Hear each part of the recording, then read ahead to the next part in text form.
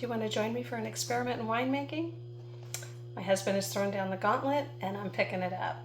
Now here is what I'm trying to come up with for him.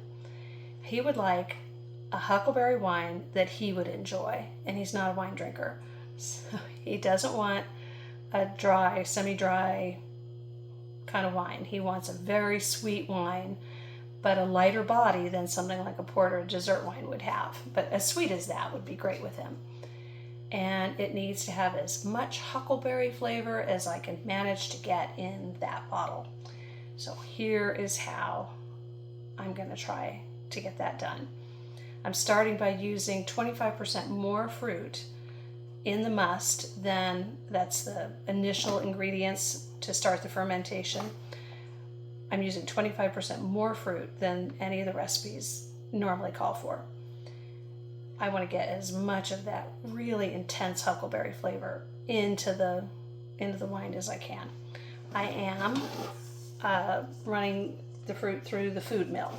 Now, I don't necessarily have to do this on some other wines because, the flavor still comes out, but this time I want to make sure I get every drop of flavor out of the huckleberries that I can, and by crushing them that deeply, I will get that. Now, one problem is that it does release a lot of the soluble fiber in the skins and the seeds.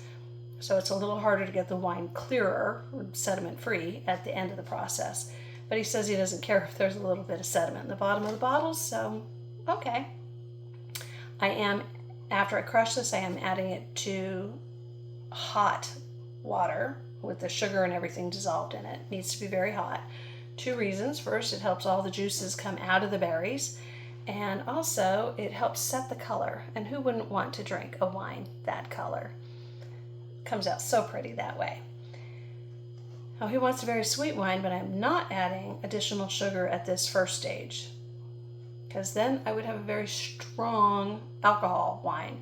I want a light, well, wait a minute, I wonder if a lot of alcohol in the wine wouldn't be fun. No, we're not going to do that to him. No. So we're just going to ferment it with the normal ratio of sugar and the additives and the rest of the things. And then I will sweeten it back shortly before I bottle it. Meaning I will add dissolved sugar and a stabilizer so that it doesn't kick off fermentation again and make bottles of wine explode in my wine cellar. So I'm going to crush these, I'm going to add them to the hot water. I'll cover that in that primary fermenter and let it rest for 24 hours.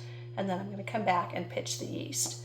Now, when we have figured out a name for this wine, well, we didn't figure it out. My friend Susan gave it to me, but we've got a name for it.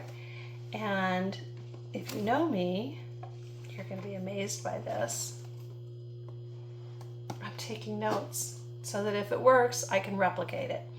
I have my huck around and find out wine dialed in, and I have exactly all the ratios and the timing and everything else written down. I make it the same way every time. I would like to be able to make the perfect wine for him the same way every time. And the name of this beautiful wine, whenever I get the developed recipe exactly right, is going to be Sweet as Huck, just like him. Wish me luck, and I'll take you along on the journey.